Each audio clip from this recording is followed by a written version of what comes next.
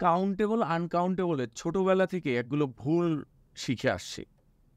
ধরো এই যে 10 ইয়ার্স, $100, 100 মাইলস, এই যে এগুলো এগুলো কি গণা যায় না? আমরা ছোটবেলা থেকেই পড়েছি গণা গেলে কাউন্টেবল, গণা না গেলে আনকাউন্টেবল। তো এই যে 100 ইয়ার্স, 100 মাইলস, তারপর তোমার $100, এগুলো তো গণা যায়। তারপরে এগুলো কাউন্টেবল না, আনকাউন্টেবল। মনে রাখবে যে সকল নাউনের একক আছে, ইউনিট আছে, ওগুলোই হচ্ছে কি আনকাউন্টেবল। আর যাদের একক নাই বা ইউনিট নাই, ওগুলোই হচ্ছে কি কাউন্টেবল। তো যে কোনো নাউন কাউন্টেবলও হতে পারে, আনকাউন্টেবলও হতে পারে।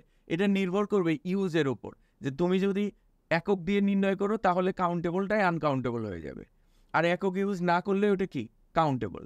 যেমন দেখো যে টাইম, মানি, ওয়েট, লেন্থ, ডিস্টেন্স, এগুলোর কি এই নাউনগুলোর কি একক আছে না? একক আছে, তার মানে এগুলো কি আনকাউন্টেবল। আর একটু মাথায় রাখবে আনকাউন্টেবল নাউন অলওয়েজ সিঙ্গুলার, কিন্তু এদের এককগুলি কি প্লুরাল। যেমন দেখো টাইম, এর একক কি ঘন্টা, মিনিট, সেকেন্ড, ইয়ার, ডিকেড, সেঞ্চুরি ইত্যাদি। তাহলে 60 আওয়ার হবে না আওয়ার্স হবে? আওয়ার্স। আর যদি আমি বলি 1 আওয়ার। মানি, $700 হবে না ডলার্স হবে? ডলার্স।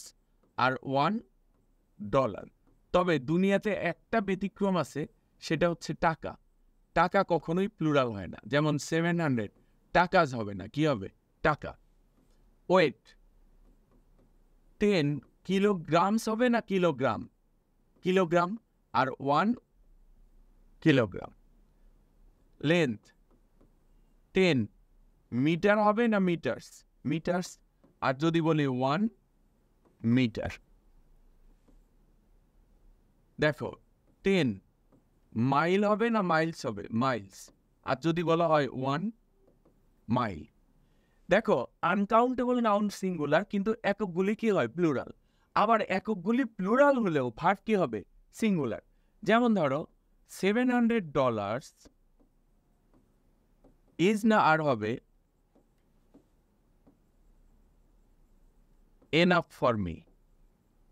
তাহলে $700 ইজ হবে না আর হবে? এটা যেহেতু আনকাউন্টেবল থেকে উৎপত্তি, তার মানে এরপরে ভার্ব কি হবে সিঙ্গুলার, তাহলে কি ইজ। যেমন কিছু কোশ্চেন দেখো, $10,000, এই যে $10,000 যত কিছুই হোক ভার্ব কি হবে সিঙ্গুলার ইজ। $10 ভার্ব কি হবে সিঙ্গুলার ইজ। 40 ইয়ার্স, এটা ইউনিট একক, এরপরে ভার্ব কি হবে সিঙ্গুলার।